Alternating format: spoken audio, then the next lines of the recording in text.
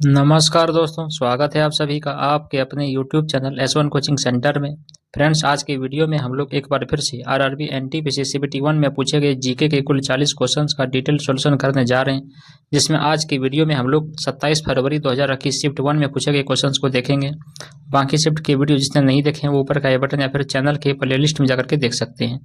तो चलिए video start करते हैं और देखते हैं शिफ्ट का सबसे पहला क्वेश्चन क्या कि नवीनतम मध्यम भोजन दिशा निर्देश प्राथमिक कक्षाओं के लिए प्रति बच्चे प्रतिदिन कैलोरी की पोषण सामग्री निर्धारित करता है कितना? तो 450 करता है। ठीक है, देखिए नवीनतम मध्यम भोजन दिशा निर्देश प्राथमिक कक्षाओं के लिए प्रति बच्चे प्रतिदिन 450 कैलोरी की पोषण सामग्री निर्धारित करते हैं। यह उपाय यह सुनिश्चित करता है कि बच्चों को उनके विकास और सीखने का समर्थन करने के लिए पर्याप्त पोषण मिले। मध्याह्न भोजन कार्यक्रम सरकार के द्वारा कार्य दिवसों पर स्कूली बच्चों को मुफ्त दोपहर का भोजन प्रदान करने की एक पहल है। ये बात जान लीजिए कि इसका जो उद्देश्य है वो बच्चों की पोषण स्थिति में सुधार करना और स्कूल की उपस्थिति को प्रोत्साहित करना भी शामिल है। क्वेश्चन नंबर 2 यहाँ पे क्या कि विश्व की सबसे अधिक व्यापार की जाने वाली मुद्रा कौन सी हो जाएगा? तो कौन सा हो जाएगा? तो यहाँ पे देखिए यूएसडी हो जाएगा। ठीक है, देखिए यूएसडी विश्व की सबसे अधिक व्यापार की जाने वाली मुद्रा है।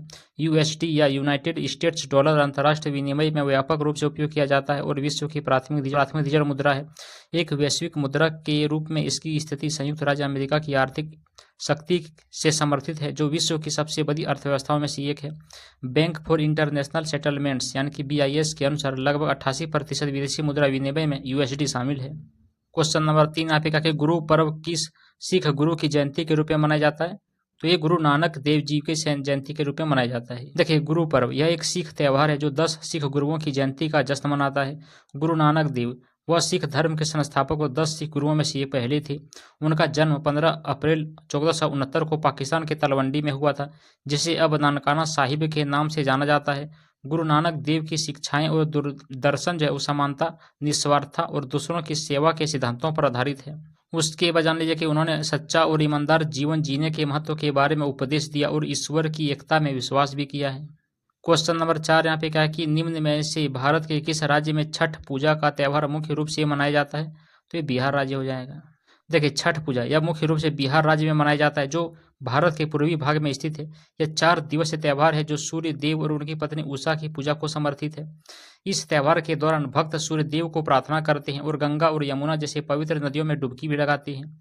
यह जो त्यौहार है वो बिहार में सभी उम्र और पृष्ठभूमि के लोगों के द्वारा बड़े उत्साह और भक्ति के साथ मनाया जाता है। क्वेश्चन नंबर 5 यहाँ पे का कि निम्न में से कौन एक कैलेंडर वर्ष में 1000 T20 अंतर्राष्ट्रीय रन बनाने वाले पहले भारतीय खिलाड़ी बन गए थे? तो ये सूर्य कुमार यादव थे। देखिए सूर्य कुमार यादव वह एक कैलेंडर वर्ष में 1000 T20 अंतर्राष्ट्रीय रन बनाने वाले पहले भारतीय खिलाड़ी बन गए। उन्होंने यह उपलब्धि जो है साल 2021 में संयुक्त अरब अमीरात में आयोजित T20 विश्व कप के दौरान हासिल किया था। सूर्य कुमार यादव ने T20 विश्व कप में भारत के अभियान में अहम भूमिका निभाई और 7 पारियों में 38.60 की औसत और 144.69 की स्ट्राइक रेट से 193 रन बनाए। वह घरेलू T20 टूर्नामेंट में भी अच्छी लय में है और उन्होंने इंडियन प्रीमियर लीग यानी कि IPL में अपनी फ्रेंचाइजी मुंबई इंडियंस के लिए अत्यधिक रन भी बनाए हुए हैं। क्वेश्चन नंबर 6 यहाँ पे कहा कि भारत के मुख्य न्यायाधीश की नियुक्ति कौन करता है? तो देखिए कौन करता है? ये राष्ट्रपति करता है। देखिए भारत के मुख्य न्यायाधीश भारतीय न्यायिक पालिका प्रणाली का प्रमुख होता है। भारत के मुख्य न्यायाधीश की नियुक्ति भारत के राष्ट्रपति के द्वारा किया जाता है। भारत के मुख्य न्यायाधीश की नियुक्ति सर्वोच्च न्यायालय के न्यायाधीशों की वरिष्ठता के आधार पर किया जाता है। यहाँ पे देख लीजिए कि जो उपराष्ट्रपति है, भारत के उपराष्ट्रपति के पास भारत के मुख्य न्यायाधीश को नियुक्त करने की शक्ति नहीं होता है। ठीक है, उसके बाद देख लीजिए कि राष्ट्रपति भारत के राष्ट्रपति सर्वोच्च न्यायालय के न्यायाधीशों के बीच वरिष्ठता के आधार पर भारत के मुख्य न्यायाधीश की नियुक्ति करते हैं। उसके बाद देखिए सर्वोच्च न्यायालय के जो न्यायाधीश होते हैं वो भारत के मुख्य न्यायाधीश की नियुक्ति सर्वोच्च न्यायालय के न्यायाधीशों में से किया जाता है। उसके बाद देखिए प्रधानमंत्री भारत के प्रधानमंत्री के पास भारत के मुख्य न्यायाधीशों को नियुक्त करने की शक्ति नहीं होता है। क्वेश्चन नंबर 7 यहाँ पे का कि रुक्मणी देवी अरुणडेला को ठीक है किस वर्ष में पद्म भूषण से सम्मानित किया गया था, ये बताना है। तो देखिए कब मिला था? ये 1956 ईस्वी को मिला हुआ था। देखिए रुक्मणी देवी अरुणडेला वर्ष 1956 में उन्हें पद्म भूषण से सम्मानित किया गया। वह एक भारतीय शास्त्रीय नृत्यांगना, कोरियोग्राफर और चेन्नई में कला क्षेत्र फाउंडेशन के संस्थापक भी थे। रुक्मणी देवी अरुणडेला दक्षिण भारत के शास्त्रीय नृत्य भरतनाट्यम को पुनर्जीवित करने और बढ़ावा देने में अग्रणी भूमिका निभाई थी। उसके बाद जान लीजिए कि वह भारतीय संसद के ऊपरी सदन राज्यसभा के सदस्य भी थी। क्वेश्चन नंबर 8 यहाँ पे कहा कि प्रकाश संश्लेषण के लिए आवश्यक तत्वों का यहाँ पे नाम क्या हो जाएगा? तो देखिए कार्बन डाइऑक्साइड होगा, जल होगा, सूर्य का प्रकाश होगा, ये तीनों हो जाएगा। देखिए, कार्बन डाइऑक्साइड, जल और सूर्य का प्रकाश प्रकाश संश्लेषण के लिए आवश्यक तत्व होता है। प्रकाश संश्लेषण वह प्रक्रिया है जिसके द्वारा हरे पौधे और कुछ अन्य जीव पर्णहरित की मदद से सूर्य के प्रकाश का उपयोग करके भोजन का संश्लेषण करते हैं।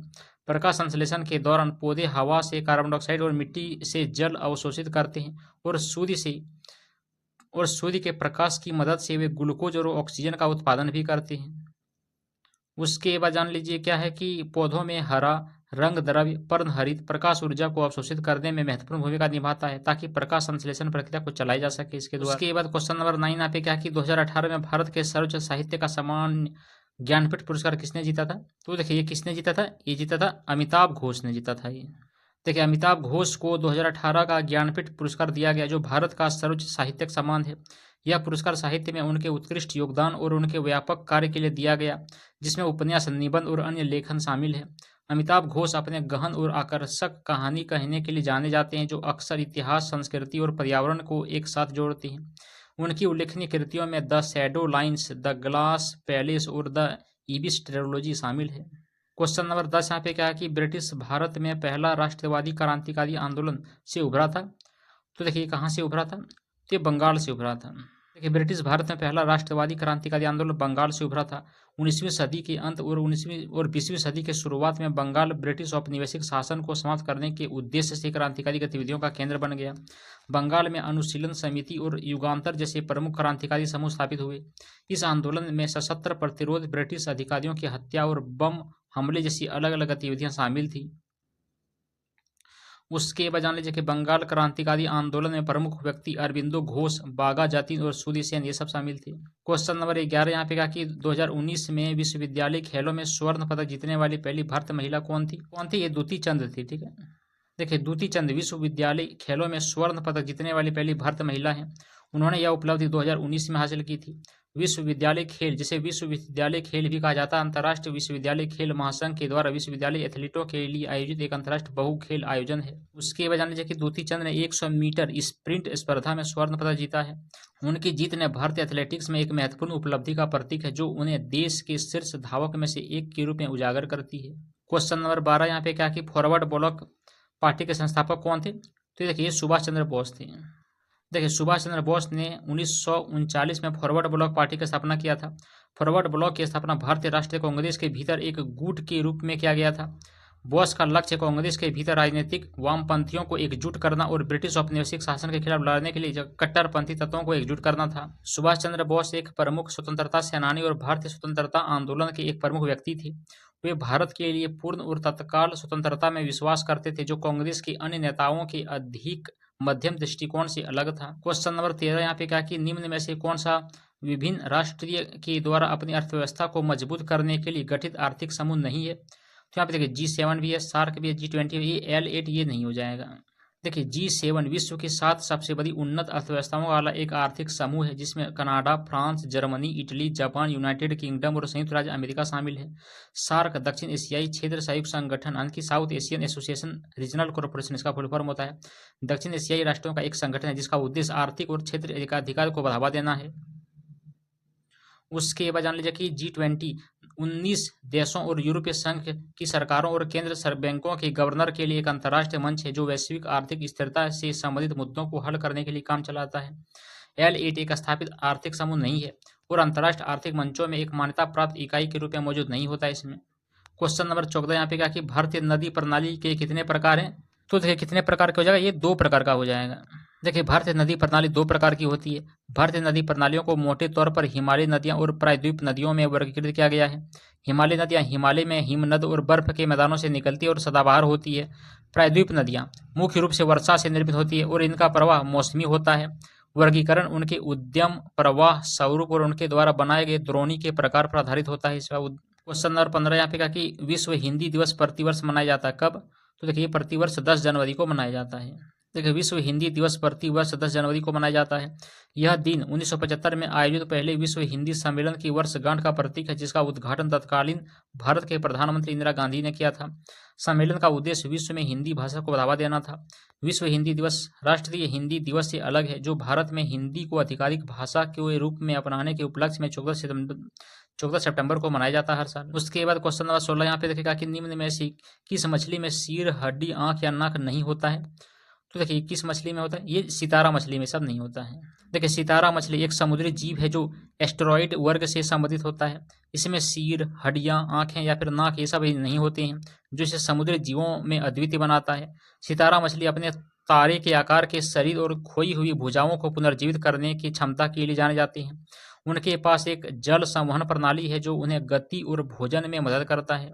उसके बाद क्वेश्चन नंबर 17 यहाँ पे क्या कि 2019 में विंबलडन कोर्ट को नुकसान पहुंचाने के लिए किस अंतर्राष्ट्रीय टेनिस खिलाड़ी पर $10,000 का जुर्माना लगाया था? तो देखिए, ये सेरेना विलियम्स पर लगाया था। ये देखिए, सेरेना विलियम्स पर 2019 में विंबलडन कोर्ट को नुकसान पहुंचाने के लिए $10,000 का जुर्माना लगाया था। घटना टूर्नामेंट शुरू होने से पहले एक अभ्यास सत्र के दौरान हुआ था।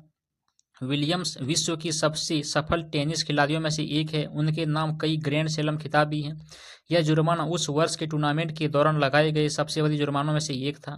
उसके बाद क्वेश्चन नंबर 18 यहाँ पे क्या कि आवर्त सारणी में पहला तत्व कौन सा था? तो ये हाइड्रोजन हो जाएगा। ये देखिए, हाइड्रोजन आवर्त सारणी में पहला तत्व है।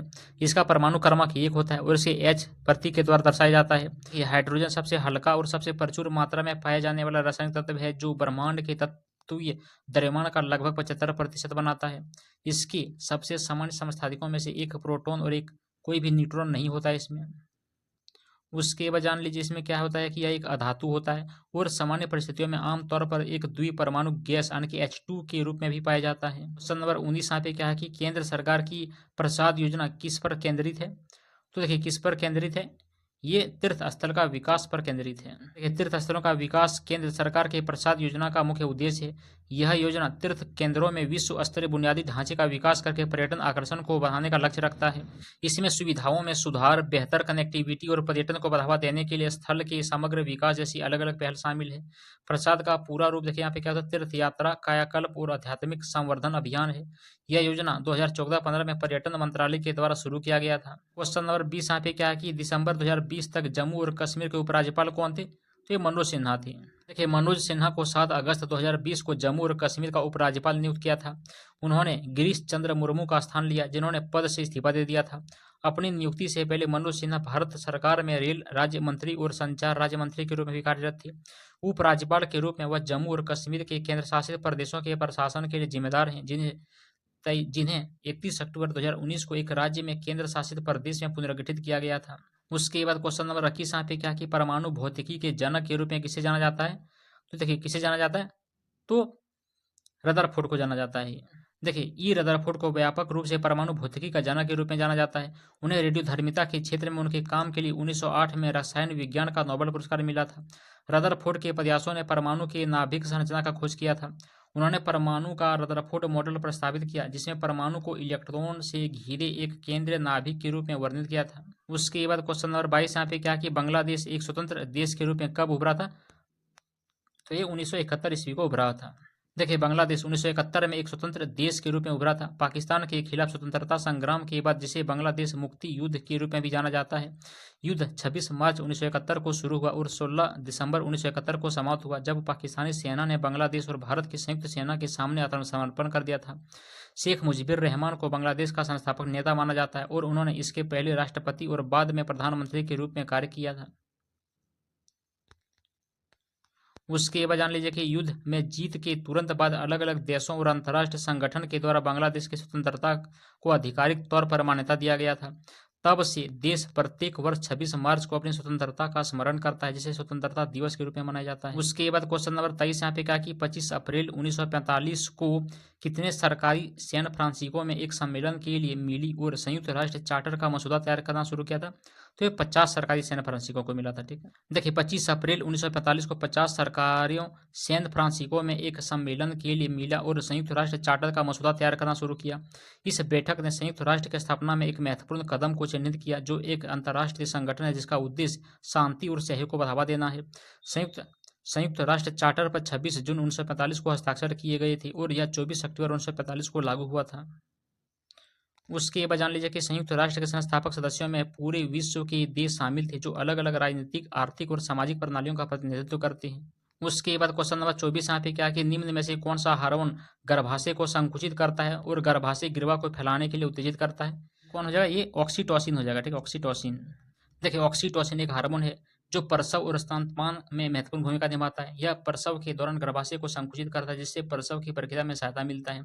ऑक्सीटोसिन गर्भाशय ग्रीवा की फैलाव को भी उत्तेजित करता है जिससे बच्चे को जन्म नली से गुजरने में आसानी होता है। प्रसव के अलावा ऑक्सीटोसिन स्तनपान के दौरान दूध निष्कासन प्रक्रिया में भी शामिल होता है। क्वेश्चन नंबर 25 यहाँ पे क्या है कि देखिए, भारत किस वर्ष G20 यहाँ पे जी होगा G20 शिखर सम्मेलन की मेजबानी करेगा? तो देखिए, ये कब करेगा? ये 2023 में करेगा। देखिए, भारत वर्ष 2023 में G20 शिखर सम्मेलन का मेजबानी करेगा। G20 शिखर सम्मेलन 19 देशों और यूरोपीय संघ की सरकारों और केंद्र बैंकों के गवर्नर के लिए एक अंतर्राष्ट्रीय मंच है। यह अंतर्राष्ट्रीय वित्त स्थिरता, जलवायु परिवर्तन, समन और सतत विकास जैसे वैश्विक आर्थिक मुद्दों को संबोधित करता है। G20 की अध्यक्षता भारत को वैश्विक आर्थिक एजेंडा को प्रभावित करने और अलग अलग अंतर्राष्ट्रीय मुद्दों पर अपने हितों को बढ़ावा देने का अवसर प्रदान करेगा। उसके बाद क्वेश्चन नंबर 26 यहाँ पे देखिएगा कि भारत के राजमार्ग के निर्माण और रखरखाव के लिए उत्तरदायी संस्थान कौन से हैं? तो देखिए यहाँ पे क्या हो जाएगा? तो भारतीय राष्ट्रीय राजमार्ग प्राधिकरण ये होगा। देखिए, भारतीय राष्ट्रीय राजमार्ग प्राधिकरण यानी कि NHAI भारत के राजमार्ग और निर्माण के रखरखाव के लिए जिम्मेदार है। 1988 में स्थापित NHAI सड़क परिवहन और राजमार्ग मंत्रालय के तहत काम करता है। यह राष्ट्रीय राजमार्ग नेटवर्क के विकास, रखरखाव और प्रबंधन का भी काम करता है। NHAI राष्ट्रीय राजमार्ग प्रणाली के सुचारू संचालन को सुनिश्चित करता है जो देश के परिवहन बुनियादी ढांचे के लिए भी महत्वपूर्ण होता है। उसके बाद क्वेश्चन नंबर 27 यहाँ पे क्या कि हवा में ध्वनि की गति कितना होता है? तो देखिए, 343 मीटर प्रति सेकंड होता है। देखिए, मानक तापमान और दाब की स्थिति में हवा में ध्वनि की गति लगभग 343 मीटर प्रति सेकंड होता है। यह गति तापमान, आर्द्रता और ऊंचाई जैसे कारकों के आधार पर भिन्न भिन्न हो सकता है। उच्च तापमान पर ध्वनि की गति बढ़ जाती है क्योंकि हवा में अणु तेज से चलते हैं। इसी तरह उच्च आर्द्रता के स्तर ध्वनि की गति को थोड़ा बढ़ा सकते हैं क्योंकि नम हवा शुष्क हवा की तुलना में कम घनी होती है। सामान्य तौर पर हवा में ध्वनि की गति ध्वनिकी, वैज्ञानिकी और मौसम विज्ञान जैसी अलग अलग क्षेत्रों में एक महत्वपूर्ण पैरामीटर होता है। उसके बाद क्वेश्चन नंबर 28 यहाँ पे देख लेते हैं क्या कि निम्न में से कौन से वर्णन फल और सब्जियों के रंग निर्धारित करने के लिए उत्तरदायी होता है? तो देखिए, कौन सा हो जाएगा? ये एंथोसायनिन हो जाएगा। एंथोसायनिन कई फलों और सब्जियों में लाल, बैंगनी और नीले रंग के लिए जिम्मेदार वर्णक होता है। ये वर्णक फ्लेवोनोइक नामक यौगिकों में एक वर्ग से संबंधित है और जल में घुलनशील होता है। एंथोसायनिन पौधे के ऊतकों के कोशिका रिक्तिका में पाए जाते हैं और इसका रंग pH स्तर के आधार पर बदल सकता है। वे न केवल रंग के लिए महत्वपूर्ण है बल्कि प्रति अपचायक गुण भी रखते हैं जो मानव स्वास्थ्य के लिए फायदेमंद हो सकता है। उसके बाद देखिए, क्वेश्चन नंबर 29 यहाँ पे कहा कि भारत के सभी महाविद्यालय में सशस्त्र बल ध्वज दिवस किस दिन मनाया जाता है? तो ये 7 दिसंबर को हर साल मनाया जाता है। देखिए, सशस्त्र बल ध्वज दिवस हर साल 7 दिसंबर को पूरे भारत में मनाया जाता है। यह दिन भारत के उन सैनिकों, वायु सैनिकों और नाविकों को सम्मानित करने के लिए समर्पित है जो राष्ट्र की एक सेवा करता है। इस दिन जनता को झंडे और स्कीटर वितरित करके धन एकत्रित किया जाता है। एकत्रित धन का उपयोग सशस्त्र बलों के कर्मियों के कल्याण के लिए किया जाता है। यह दिन पहली बार 1949 में मनाया गया था और तब से यह एक वार्षिक परंपरा बन चुका है। उसके बाद क्वेश्चन नंबर 30 यहाँ पे कहा कि अक्टूबर 2020 तक क्रिस्टलाइन जॉर्जिवा किसके प्रबंध निदेशक है? का निर्देशक हो जाएगा, ये अंतर्राष्ट्रीय मुद्रा कोष का निर्देशक हो जाएगा। ये देखिए, अक्टूबर 2020 तक क्रिस्टलिना जॉर्जिवा अंतर्राष्ट्रीय मुद्रा कोष यानी कि IMF की प्रबंध निर्देशक हैं। उन्होंने 1 अक्टूबर 2019 को क्रिस्टीन लैगार्ड का स्थान लिया। IMF एक अंतर्राष्ट्रीय संगठन है जिसका मुख्यालय वाशिंगटन DC में है जो वैश्विक मौद्रिक सहयोग और वित्तीय स्थिरता को बढ़ावा देने के लिए भी काम करता है। IMF अपने सदस्य देशों को नीतिगत सलाह, वित्तीय सहायता और तकनीकी सहायता प्रदान भी करता है। उसके बाद क्वेश्चन नंबर 31 यहाँ पे क्या कि केंद्र सरकार ने कोविड-19 वैक्सीन के प्रशासन के लिए सशक्त समिति के अध्यक्ष के रूप में डैश को नियुक्त किया है। तो किसे नियुक्त किया है? तो देखिए, यहाँ पे हो जाए किसे, तो RS शर्मा को। देखिए, RS शर्मा को केंद्र सरकार के द्वारा कोविड-19 टीके के प्रशासन के लिए सशक्त समिति के अध्यक्ष के रूप में नियुक्त किया गया है। RS शर्मा भारतीय दूरसंचार नियामक प्राधिकरण यानी कि ट्राई के पूर्व अध्यक्ष भी हैं। देखिए, ट्राई का फुल फॉर्म क्या था? Telecom regulatory authority of India, ये होता है। ठीक है, telecom regulatory authority of India.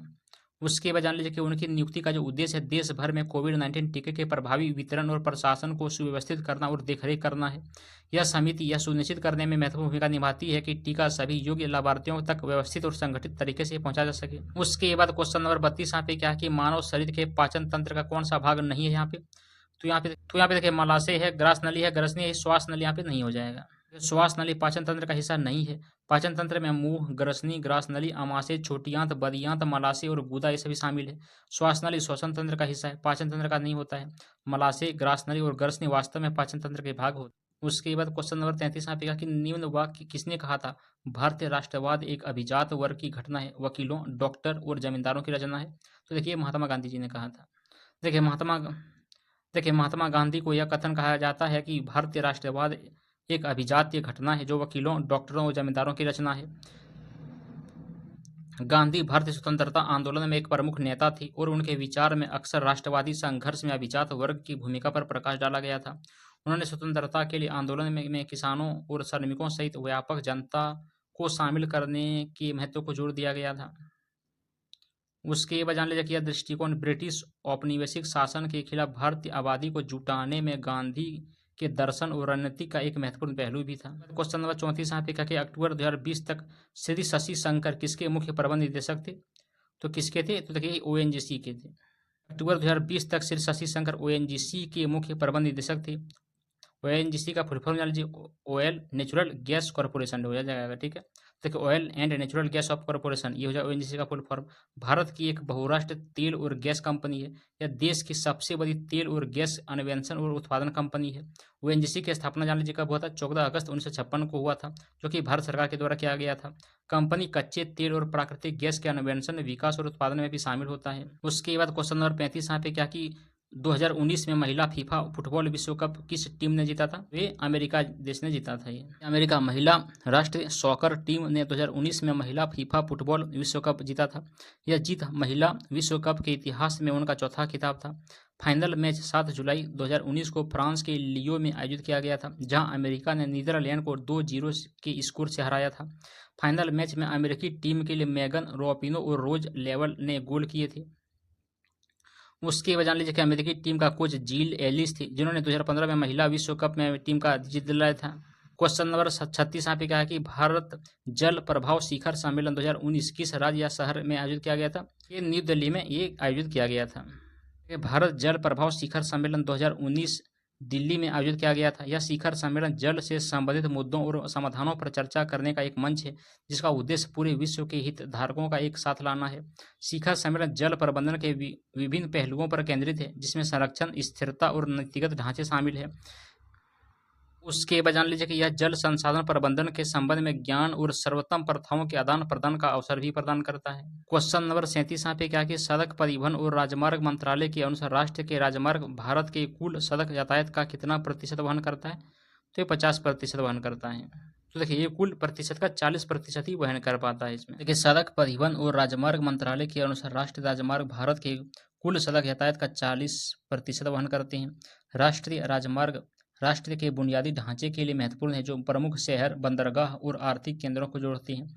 ये राजमार्ग उच्च गति वाले वाहनों के यातायात का समर्थन करने के लिए डिजाइन किया गया है और देश भर में माल और यात्रियों की आवाजाही में महत्वपूर्ण भूमिका निभाते हैं।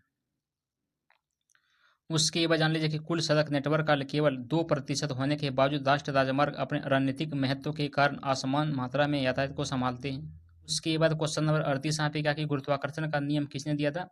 फिर न्यूटन ने दिया था। देखिए आइजक न्यूटन को गुरुत्वाकर्षण के नियम को तैयार करने का श्रेय दिया जाता है। न्यूटन के गुरुत्वाकर्षण के नियम में कहा गया है कि ब्रह्मांड में पदार्थ का प्रत्येक कण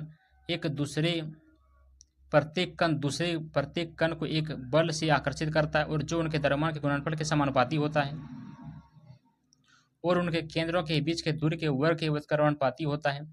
यह मौलिक नियम न्यूटन के काम फिलोसॉफी नेचुरलिस प्रिंसिपिया मैथमेटिका में प्रयास किया गया था, जिसे आमतौर पर प्रिंसिपिया के रूप में जाना जाता है, जो 1687 में प्रकाशित हुआ था। गुरुत्वाकर्षण का नियम एक अभूतपूर्व खोज था, जिसने शास्त्रीय यांत्रिकी की नींव रखा और भौतिकी के क्षेत्र में महत्वपूर्ण रूप से आगे बढ़ाया गया। उसके बाद क्वेश्चन नंबर 39 यहाँ पे क्या कि अमर्त्य सेन के द्वारा खाद्य सुरक्षा में जोड़ा गया एक नया आयाम क्या है। तो देखिए अधिकार। खाद्य सुरक्षा की अवधारणा में अमर्त्य सेन के द्वारा जोड़ा गया एक नया आयाम है। अमर्त्य सेन का अधिकार दृष्टिकोण इस बात पर जोर देता है कि खाद्य सुरक्षा केवल खाद्य की उपलब्धता के बारे में नहीं है, बल्कि व्यक्तियों की खाद्य तक पहुंचने की क्षमता के बारे में भी है। यह दृष्टिकोण उन अलग-अलग साधनों का विचार करता है जिसके माध्यम से लोग भोजन प्राप्त कर सकते हैं, जैसे उत्पादन, व्यापार, श्रम और हस्तांतरण। ये सब हो जाएगा। उसके बाद जान लीजिए कि सेन का सिद्धांत इस बात पर प्रकाश डालता है कि खाद्य असुरक्षा तब भी हो सकता है जब पर्याप्त खाद्य आपूर्ति हो, यदि लोगों के पास उस तक पहुंचने के साधन ना हो। अधिकारों पर ध्यान केंद्रित करके चर्चा को केवल खाद्य आपूर्ति से व्यापक सामाजिक आर्थिक कारकों तक हस्तांतरित किया जाता है, जो खाद्य पहुंच और वितरण को प्रभावित करते हैं। उसके बाद इस शिफ्ट का आखिरी क्वेश्चन नंबर 40 यहाँ पे क्या कि उपन्यास a prime minister to remember किसने लिखा था? तो ये लिखा था एडमिरल सुशील कुमार के द्वारा लिखा गया था। देखिए, admiral Sushil Kumar a prime minister to remember उपन्यास के लेखक हैं। यह पुस्तक प्रधानमंत्री अटल बिहारी वाजपेयी के जीवन और कार्यकाल पर एक अंतर्दृष्टि प्रदान करती है। उनके नेतृत्व और निर्णयों का विस्तृत विवरण भी प्रस्तुत करती है। एडमिरल सुशील कुमार ने 1998 से 2001 तक भारतीय नौसेना के नौसेनाध्यक्ष के रूप में भी कार्य किया है। उनका कार्यकाल भारत के नौसेना इतिहास में महत्वपूर्ण घटनाओं के साथ मेल खाता है, जो उनके लेखन में परिलक्षित है। तो बस इतना ही था फ्रेंड्स। कैसे लगा ये वीडियो कमेंट करके जरूर बताइएगा। चलिए मिलते हैं अगली वीडियो में अगले शिफ्ट के क्वेश्चंस को लेकर के। तब तक के लिए धन्यवाद। जय हिंद।